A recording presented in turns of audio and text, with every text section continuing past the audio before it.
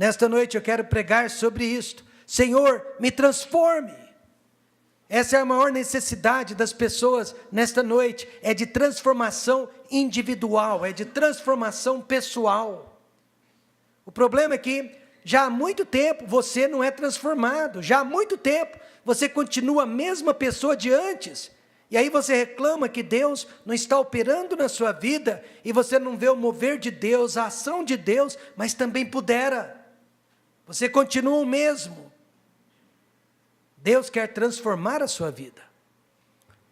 Mas para isso você precisa desejar esta transformação.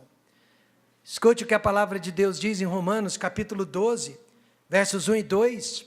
Paulo diz: rogo-vos, pois irmãos, pela compaixão de Deus, que apresenteis os vossos corpos em sacrifício vivo, santo e agradável a Deus, que é o vosso culto racional, e não sede conformados com este mundo, mas sede transformados pela renovação do vosso entendimento, para que experimenteis qual seja a boa, agradável e perfeita vontade de Deus.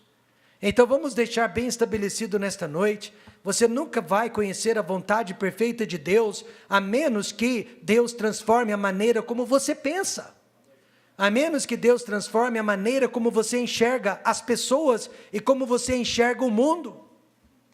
Deus só poderá revelar a vontade dele, que é boa, perfeita e agradável, uma vez que você permitir que a sua mente seja transformada pela palavra de Deus. Ou seja, a sua mente precisa ser transformada pela mente de Deus. Amém, irmãos? Amém.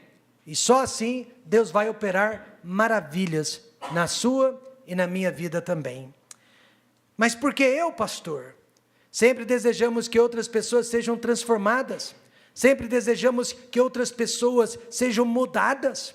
Nós achamos que o problema se encontra com elas e oramos pela transformação delas, mas nunca oramos pela nossa própria transformação. Mas Paulo diz em Romanos 8, 29, que a minha transformação é o objetivo final de Deus para a minha vida, porque os que dantes conheceu, também os predestinou para serem conformes à imagem de seu Filho.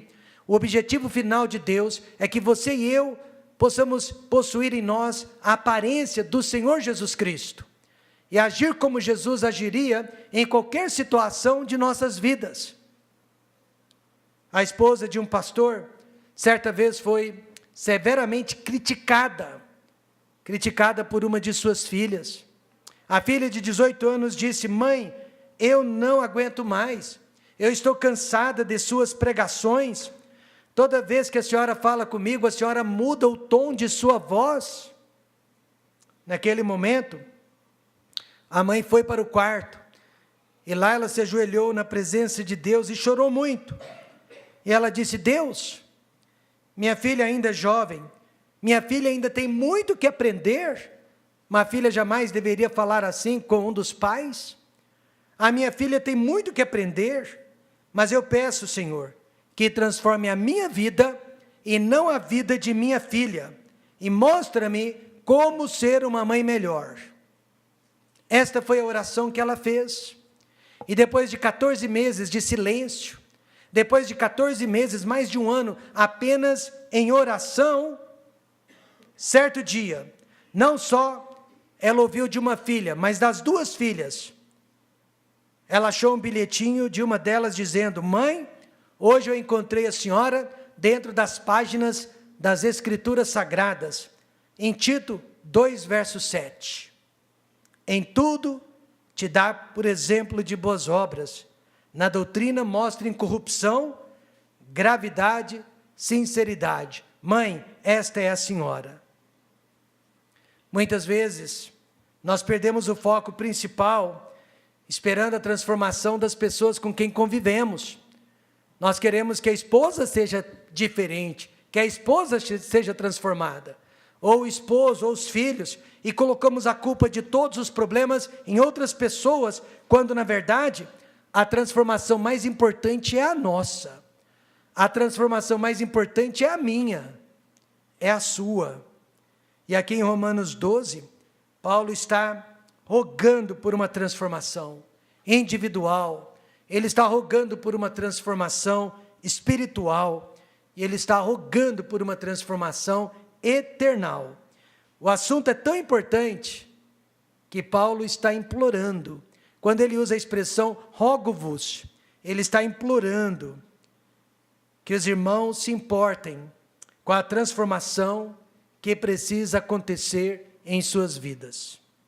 Um jovem certa vez orou: Senhor, tire qualquer coisa na minha vida que esteja me afastando de Ti e que esteja ofuscando a minha visão das coisas de Deus.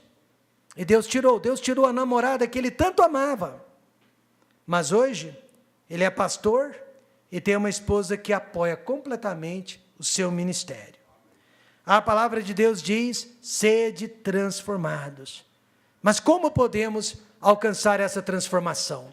Eu estou no ministério há 25 anos. Irmãos, nós estamos lidando todos os dias com os mesmos problemas, porque as pessoas não querem ser diferentes. Elas não aceitam transformação. Elas não aceitam serem mudadas. Em primeiro lugar, transformação através da palavra de Deus. É você trocando os seus pensamentos pelos pensamentos de Deus. Eu não sei como vou ser conhecido no futuro, depois da minha morte, mas eu gostaria que alguém falasse: o pastor Rômulo nos ensinou a pensarmos biblicamente. Ele nos ajudou a abandonarmos os nossos pensamentos humanos, os nossos pensamentos culturais, e nos ensinou a pensarmos de acordo com o que a palavra de Deus diz, de acordo com o que está escrito. E não sede conformados com este mundo, mas sede transformados pela renovação do vosso, diga alguém, transformação ocorre em primeiro lugar nos nossos pensamentos. De onde vem o seu entendimento nesta noite? Se você for sincero, você vai admitir: vem do berço. Sim, vem do berço. Vem da sua criação. Vem de seus pais. Vem de seus avós. Vem de sua família. Vem da escola que você frequentou por muitos anos. Professores, colegas de escola. Vem da cultura de seu país. Haja vista, né? Que você pode observar que o estrangeiro não enxerga as coisas como nós brasileiros enxergamos, e mesmo dentro do nosso país, o sulista não enxerga como o nortista, que não enxerga como outros brasileiros de outras regiões. Então, os nossos pensamentos foram formados pela nossa cultura. E agora Paulo diz para mim: renove o seu entendimento. Você não é mais paulista, você não é mais goiano, agora você é crente em Jesus Cristo. É isso que a palavra de Deus está me pedindo para fazer. Pare de pensar como o mundo ao seu redor e comece a pensar como Deus dentro do seu coração. E a palavra transformados aqui é a mesma que foi usada quando Jesus se transfigurou aos olhos de seus discípulos lá sobre o Monte Santo. E a Bíblia diz que o rosto dele resplandeceu como o sol, e as vestimentas dele se tornaram brancas como a luz. Em outras palavras, a nossa transformação precisa ser evidente e precisa ser visível, assim como a luz e o sol, que nós não podemos esconder das pessoas. Amém, irmãos? Pessoas precisam ver a nossa transformação, elas precisam sentir a nossa transformação, elas precisam pegar na nossa transformação. A nossa transformação não pode ser tímida. Primeiramente, a palavra de Deus, irmãos, produz entendimento. Ninguém pode negar isso. Você sabia que o número de crentes analfabetos é muito pequeno quando comparado a outras camadas da sociedade? Você sabia que há menos analfabetos entre os evangélicos do que entre qualquer outra camada da sociedade? E como que você explica isso? Justamente porque o cristão verdadeiro, ele tem a necessidade de ler e de entender a palavra de Deus. Conheci um homem com mais de 70 anos de idade, que se converteu ao Senhor Jesus Cristo. Ele foi salvo com 70 anos de idade, mas ele era iletrado, ele não sabia ler, ele não sabia escrever. Ele sabia que este livro era a palavra de Deus, não queria mais ouvir, apenas falar da Bíblia, ele queria lê-la. Então ele procurou uma escola, se matriculou, ele pediu para ser alfabetizado, e com mais de 70 anos, finalmente ele aprendeu a ler. Ele aprendeu, irmãos, a escrever, somente para ter comunhão com a palavra do nosso Deus. Mais tarde ele recebeu o título, um título honorário de uma universidade muito famosa nos Estados Unidos. Por quê? Porque aquela faculdade considerou um grande feito, um idoso daquela idade, a aprender a ler e a escrever. Não existe transformação real sem a palavra de Deus.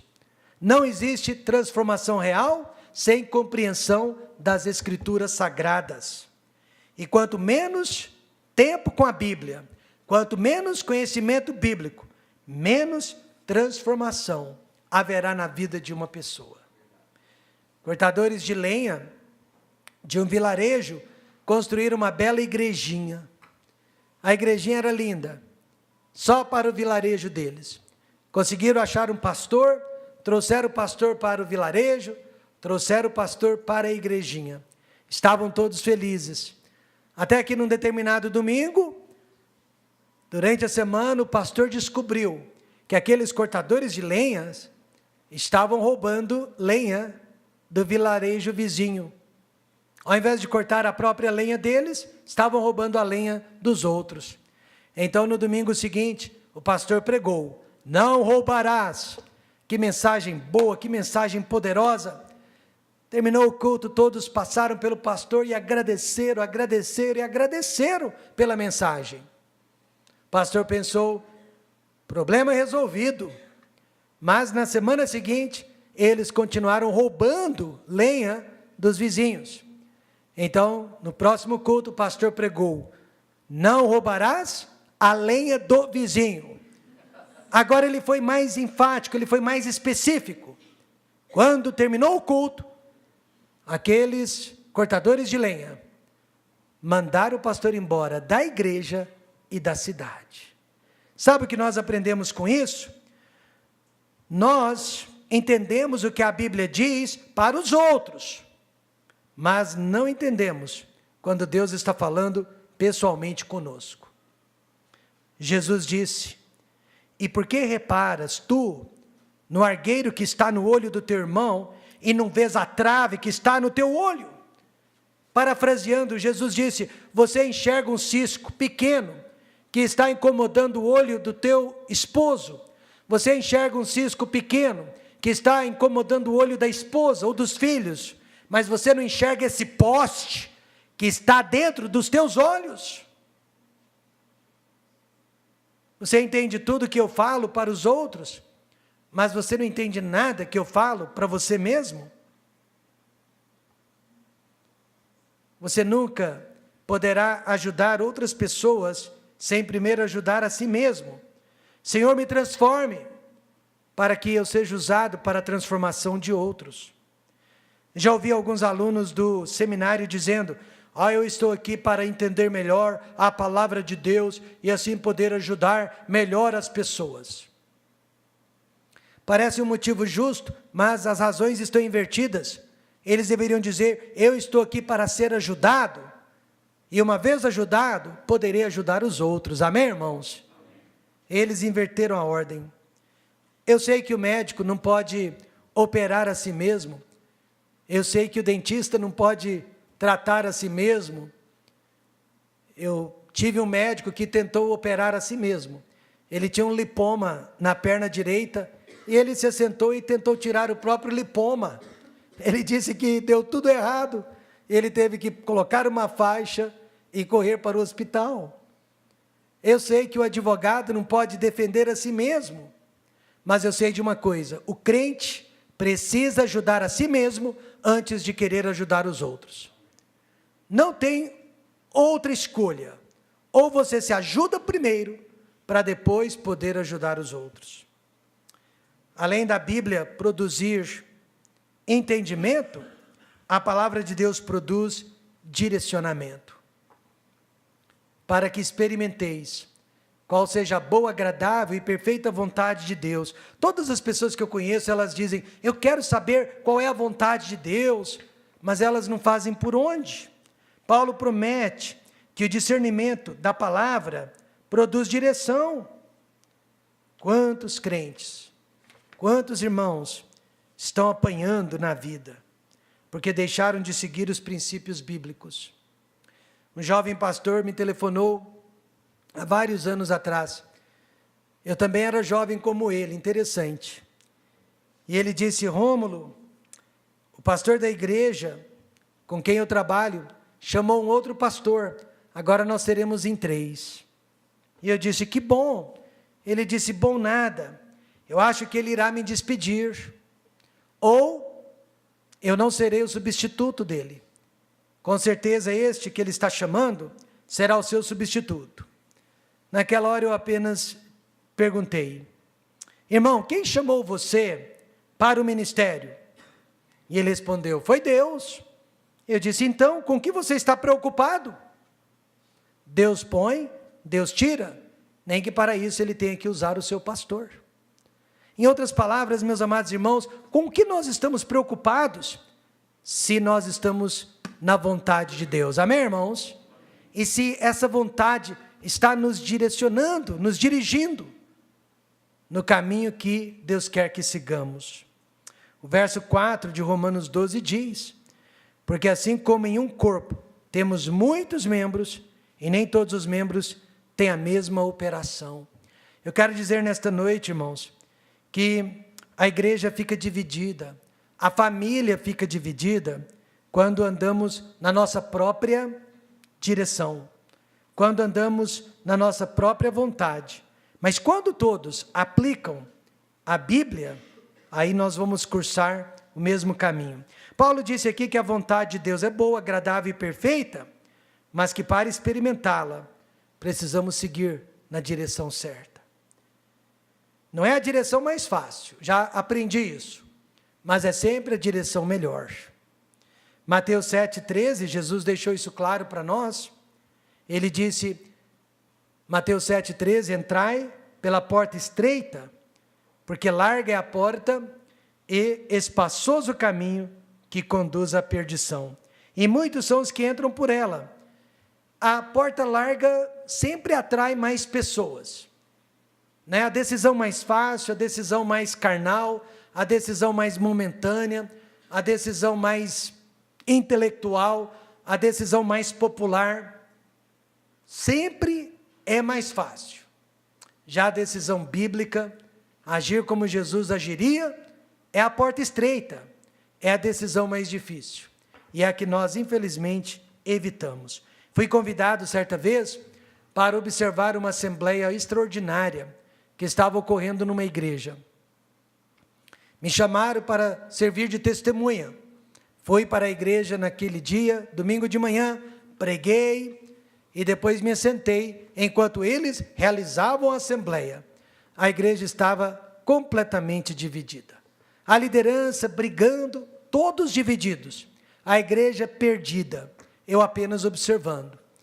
Em nenhum momento, durante aquelas 2 horas de assembleia, nenhum deles jamais abriu a Bíblia. Nenhum deles leu qualquer versículo bíblico. Eles estavam apenas olhando para estatuto, atas, em nenhum momento eles olharam para a palavra de Deus. Eu vou dizer um segredo para vocês, nós temos estatuto, nós temos ata, mas para obedecer às leis do nosso país. Mas não é o estatuto, não é uma ata, quem manda nesta igreja é a palavra de Deus. E toda vez que nós nos reunirmos, nós iremos atentar para a palavra de Deus, amém, irmãos? Não para o que está necessariamente escrito, numa ata ou num estatuto. Ainda que isso seja importante, mas a palavra de Deus reina. A palavra de Deus é mais importante, irmãos. Aquela igreja, no entanto, escolheu a porta larga. A igreja foi dividida. De 150 pessoas, 20, 30 sobraram. O crente transformado é aquele que segue a palavra, por mais difícil que seja. É aquele que entra pela porta estreita, mas é o caminho que lá na frente vai nos dar a vitória. Senhor, me transforme. Como? Através de sua palavra, ela vai me dar entendimento e ela vai me dar direcionamento. Um grande tutor que eu tenho, além do pastor Daniel Johnson, é o Dr. Roger Peterson. Ele sempre me disse: Rômulo, quando você estiver buscando a vontade de Deus, leia a Bíblia, até que essas letrinhas saltem das páginas diante dos seus olhos. Amém, irmãos? Até que essas letrinhas saltem das páginas diante dos seus olhos. Senhor, me transforme. Em segundo lugar, Deus nos transforma através do seu imenso amor. Veja, Paulo usou essa expressão: rogo-vos, pois, irmãos, pela compaixão de quem? Do próprio Deus. E essa palavra nada mais é do que misericórdia. Em outras palavras, a minha transformação só é possível através da misericórdia, através da graça de Deus. Não há esperança em mim, irmãos. Toda a minha esperança vem da parte dele. Paulo mesmo havia sido transformado. Ele era um perseguidor implacável, extremista, um fanático. Ele era um homem violento. Você jamais diria, um fanático, um homem violento, um extremista. Você jamais diria que aquela pessoa um dia pudesse ser salva e pudesse ser transformada numa outra pessoa, num outro ser. Mas foi exatamente o que aconteceu com ele. Mas para quem ele deu o crédito? Não foi para si mesmo. Ele deu o crédito para Deus. Veja 1 Coríntios 15, 10. Mas pela graça de Deus sou o que? Sou. Olha, nesta noite, talvez você não tenha carros. Talvez você tenha que andar a pé. Talvez você não consiga pagar a água e a luz. Talvez você esteja numa situação degradante. Mas escute, pela graça de Deus você é o que é. Amém, irmãos? E a sua graça para comigo não foi vã. Antes trabalhei muito, mais do que todos. Todavia não eu, mas a graça de Deus que está comigo. Raramente eu fico sem palavras quando estou falando em público. Nunca aconteceu comigo o que aconteceu com uma pessoa conhecida. Foi dar uma palestra, ele havia se preparado muitíssimo bem, mas quando ele se deparou, ali no meio de médicos, advogados, juízes, políticos, pessoas importantes, da nata da sociedade, ele começou a tremer de medo, de nervosismo, e ele não conseguiu falar, não conseguiu pronunciar palavra alguma. Deve ser horrível, quando isso acontece. Graças a Deus, isso nunca aconteceu comigo. Lembro-me que quando eu tinha 20 e poucos anos de idade, eu preguei para uma multidão de 10 mil pessoas. O pior não era pregar para 10 mil pessoas, eu preguei um sermão de 10 a 15 minutos memorizado. E o pior não é pregar um sermão memorizado, mas é pregar um sermão memorizado em inglês. Eu, diante de 10 mil ou mais pessoas, pregando um sermão memorizado. Eu não podia errar uma vírgula, um ponto. Eu não podia errar uma palavrinha sequer. Imagine, fiquei nervoso, mas consegui cumprir a minha missão. Então eu quase nunca fico sem palavras, a não ser esse dia. Eu estava visitando uma igreja nos Estados Unidos, e a igreja, sem eu saber, havia feito uma campanha para nos ajudar a construir a igreja em Londrina, no Paraná. Naquela época, era a igreja em Londrina. E quando terminou o culto, depois que eu preguei, o pastor me chamou à frente e disse: irmão Rômulo, nós temos um presente para o seu ministério. O presente não era para mim, tá, irmãos? Mas para o ministério. E ele me deu um cheque de $11 mil, que era destinado para a construção da igreja em Londrina. Quando eu olhei para aquele valor, eu fiquei quase que sem palavras. E aí o pastor disse: você tem algo a dizer? e eu disse, eu não mereço essa ajuda. Aí ele, brincalhão como era, tirou o cheque da minha mão e disse, bom, já que você não merece, então nós vamos dar para outro. E eu tomei de volta e disse, eu não mereço, mas eu preciso. Eu não mereço, mas eu preciso. E assim também, alguém aqui merece a família que tem? Alguém aqui merece a vida que tem? Alguém aqui merece a igreja que tem? Alguém aqui merece o Salvador que tem? Mas nós precisamos dele, amém, irmãos? E essa deve ser a nossa atitude, pela graça de Deus eu sou o que sou, pela graça de Deus eu tenho o que tenho. E eu sempre digo, quando a gratidão morre no altar do coração, não há mais esperança para aquela pessoa. Mas se você valoriza a esposa, se você valoriza o esposo, valoriza os filhos, vocês vão sobreviver a todo tipo de terremoto. E se você valoriza a igreja, você também vai sobreviver a qualquer problema da igreja. Mas é necessário que haja, irmãos, é necessário que haja gratidão. O amor de Deus nos ajuda a vencer dois grandes inimigos. O primeiro deles é a nossa própria carne. Eu não posso negar que a tenho, você também não. Nós a temos. E ela é danada. Ela é difícil. Olha o que Paulo disse a respeito dela. Que apresenteis os vossos corpos em sacrifício vivo. Por que o nosso sacrifício tem que ser vivo, o nosso corpo tem que ser vivo? Porque Deus não habita em cadáveres. Deus habita em corpos vivos, santo e agradável a Ele, que é o nosso culto racional. Você sabia que o corpo humano é o maior templo religioso que existe na face da terra?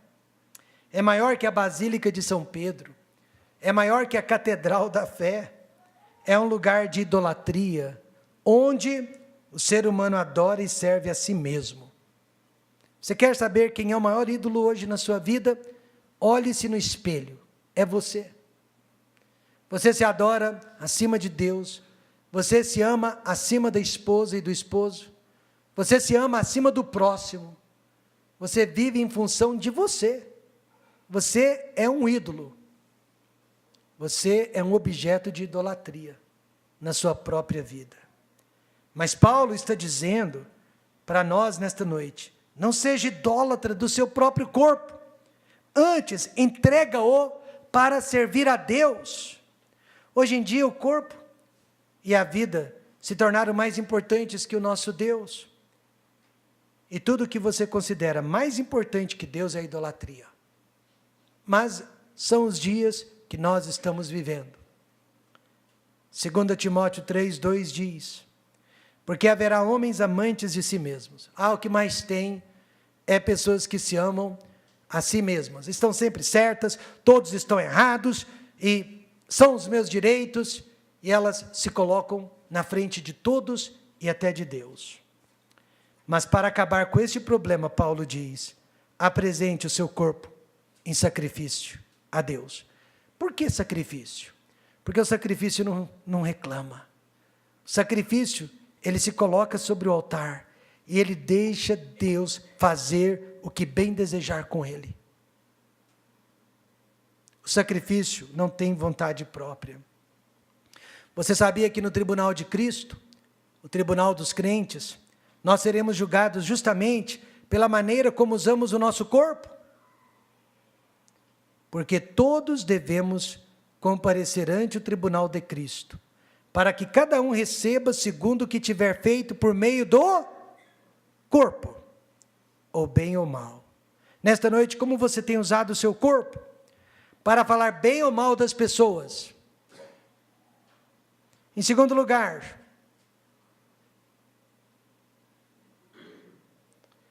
para amar ou desprezar as pessoas? Para a pureza ou para a prostituição? Para falar de Cristo ou de assuntos que não irão salvar as pessoas? O corpo é o meio através do qual nós servimos a Deus. E deste corpo saem palavras pesarosas, palavras duras, palavras que mostram a sujeira do nosso coração. Este corpo possui 2 pernas que vão para certos lugares que nós não deveríamos ir. Então o corpo é o meio pelo qual servimos a Deus ou deixamos de servi-lo. E outro inimigo que vencemos pela graça de Deus é o mundo. Paulo disse, não sede conformados com este mundo. Olha, você gosta de ver a indignação do povo brasileiro hoje em dia com respeito aos políticos? Até certo ponto eu gosto. Mas nós crentes, a nossa indignação é contra o mundo. É esse sistema diabólico, demoníaco, em que eu e você estamos vivendo. E, infelizmente, alguns de nós fazendo parte dele. Nós não precisamos fazer parte deste mundo, ainda que habitando nele. Paulo disse, não sede conformados. Literalmente, não ser conformado significa não possuir a mesma aparência. Não possuir a mesma fisionomia, características. E agora, como que você explica o mesmo tipo de lugares que frequenta, o mesmo tipo de música e entretenimento que pratica, mesmo tipo de linguagem que falamos? Eu me lembro que havia esse diácono muito bem quisto pela igreja, até que um dia, no meio da ira, ele pronunciou um palavrão. Imediatamente ele perdeu todo o respeito que ele tinha da igreja. Por quê? Porque ele se expressou como o mundo. Ele tinha nele a forma do mundo. E Paulo diz, olha, não se conforme com este mundo. Sinta indignação com respeito ao sistema do mundo em que vivemos. Para fazer a diferença, você e eu precisamos ser diferentes. Ninguém faz a diferença sendo igual. Mas, infelizmente, não é isso que temos visto.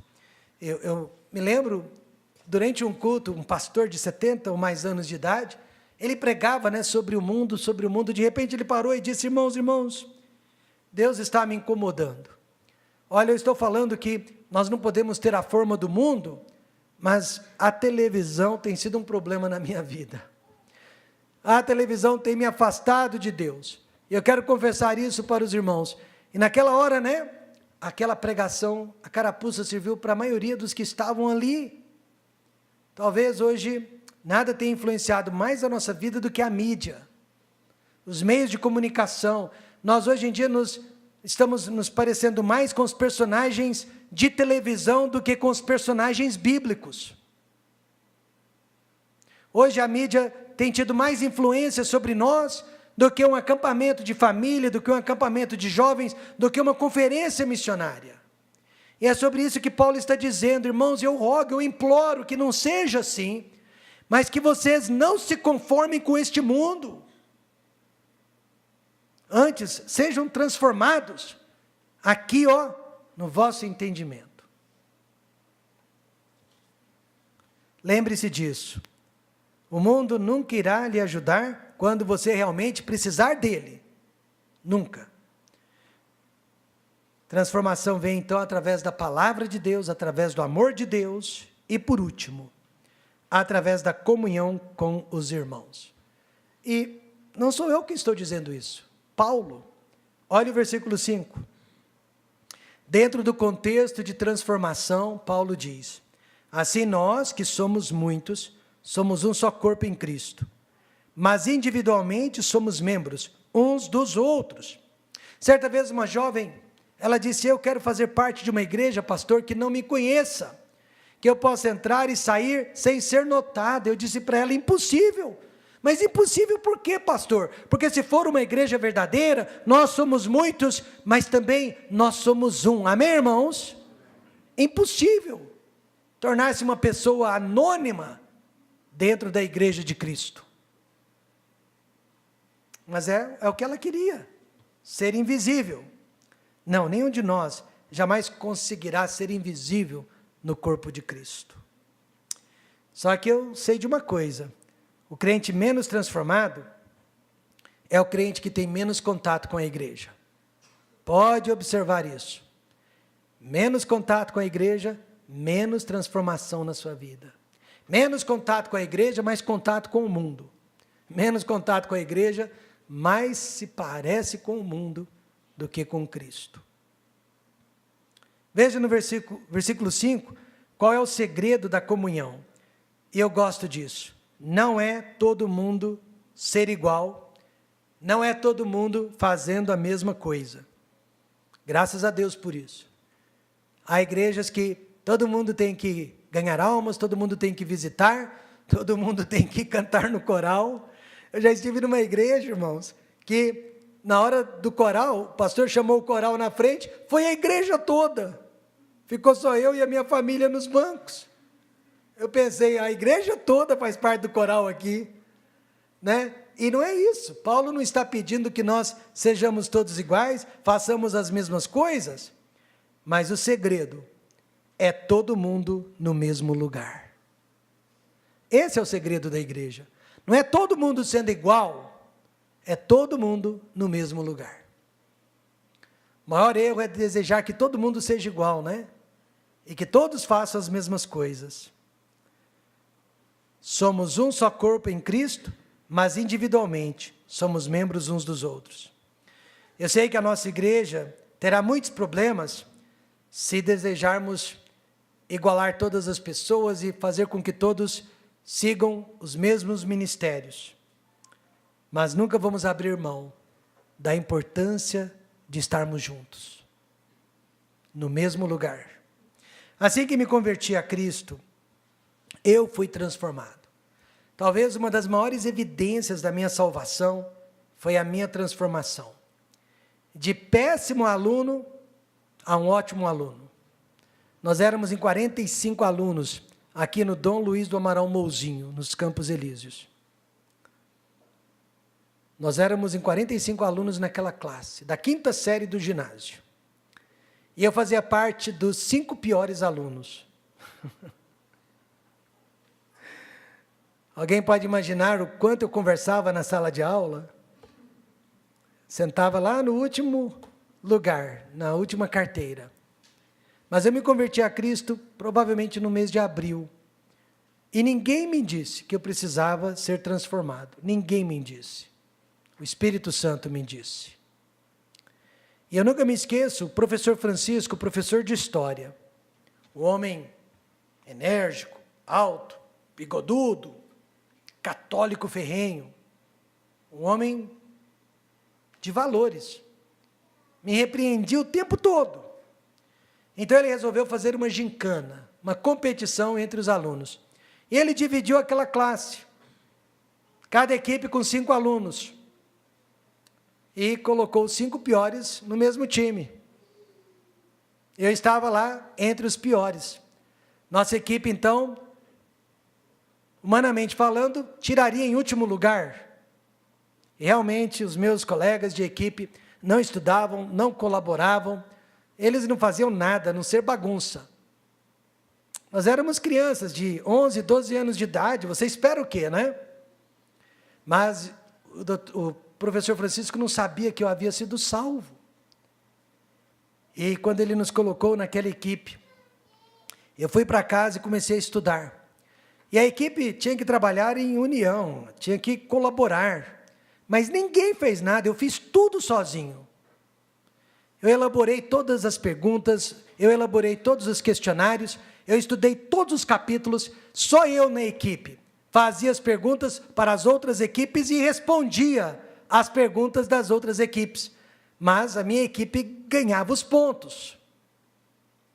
Depois de 2, 3 meses de muita competição, a equipe dos piores alunos tirou em primeiro lugar. Nós ganhamos de todas as outras equipes. Inacreditável. E aí, quando nós recebemos a premiação, o professor Francisco me perguntou no meio dos 45 alunos: Rômulo, o que aconteceu com você? Você não é mais a mesma pessoa. Com 12 aninhos de idade, me coloquei em pé e disse: professor Francisco, e eu não sou o mesmo. Foi a primeira vez que eu preguei em público. Eu disse: eu aceitei Jesus Cristo como meu Salvador e Ele transformou a minha vida. Falei isso na presença do professor e de todos. E ele ficou atônito. Eu não estou exagerando. Eu me lembro daquela cena como se fosse hoje. E ele começou a bater palmas. E todos os demais alunos bateram palmas naquele dia. Então, uma das maiores evidências da minha salvação é a minha transformação. Eu digo para as pessoas que duvidam da salvação delas: você já foi transformado? Então, duvide mesmo. Porque a palavra de Deus diz: se alguém está em Cristo, nova criatura é. Você tem que ser uma nova pessoa. Salvação transforma. Salvação nos dá uma nova natureza. Salvação não nos livra do pecado, mas salvação nos transforma. Portanto, meus amados, através da nossa comunhão, nós seremos transformados. Eu não insisto que você participe de todos os cultos, fique firme na igreja, faça desta igreja uma extensão da sua família, pelo bel prazer de números. Eu não me importo com números. Estou há 25 anos no ministério, nunca fizemos contagem de EBD, nunca fizemos contagem de membresia. Pastor, quantos membros há em Goiânia? Não sei. Talvez a secretária saiba, mas eu digo para ela: não me diga. Eu não me importo com números, irmãos. Nós queremos qualidade, amém? Mas a razão que nós insistimos, que fiquemos juntos, é somente através dessa união que você será transformado. Seu lar será transformado. Sua esposa será transformada. Seu marido será transformado. Você será transformado. Salmo 133, podemos lê-lo juntos? Esse eu coloquei, né? Espero. Salmo 133, todos juntos. Ó, quão bom e quão suave é que os irmãos vivam em... É bom, irmãos. É bom demais. Terminando. Mas sede transformados pela renovação do vosso entendimento. Eu conheço pastores que já estão no ministério há 40 anos, precisam de transformação aqui, ó, na cachola. Porque estão pensando há muitos anos, tradicionalmente, e não biblicamente. Eu amo o meu pastor. Vocês são testemunhas de quanto eu o amo. Mas eu não posso seguir a tradição do meu pastor. Eu tenho que seguir a palavra de Deus. O que está escrito, o que a Bíblia nos fala. Quando eu participo de concílio de pastores, ordenação de novos pastores, né? Todos fazem perguntas doutrinárias. Você crê nisso? Você crê naquilo? Perguntas sobre conhecimento bíblico. Eu já faço perguntas sobre atitudes. Eu pergunto, por exemplo, o que você faria na sua igreja se uma pessoa muito rica entrasse na sua igreja, membrasse na sua igreja, e uma outra muito pobre entrasse e membrasse também, e as duas tivessem uma desavença? De que lado você ficaria? São perguntas assim, né? Que mostram se aquela pessoa tem a mente de Deus ou a mente do mundo.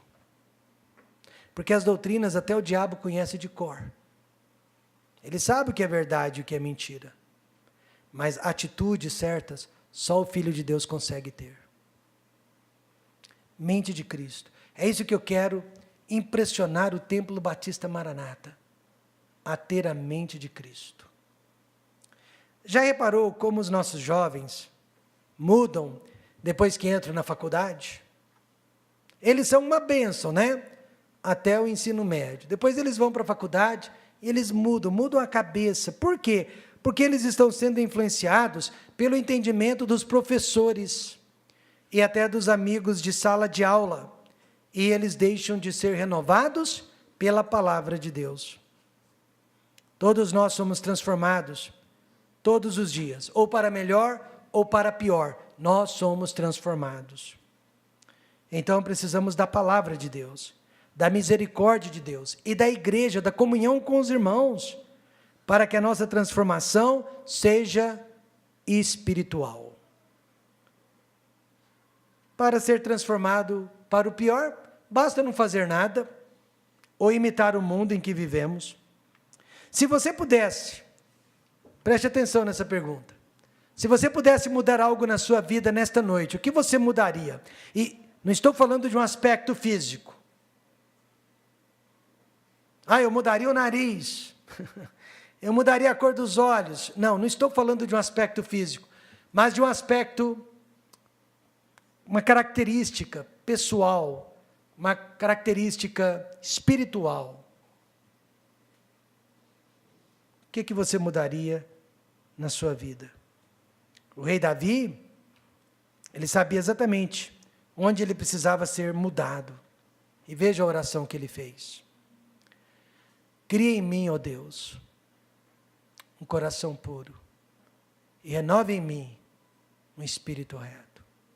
Eu não sei qual é o seu problema, mas eu sei qual é a solução. Você precisa nesta noite de um coração puro e de um espírito reto. Se você conseguir esse coração puro, esse espírito reto, você vai ser transformado.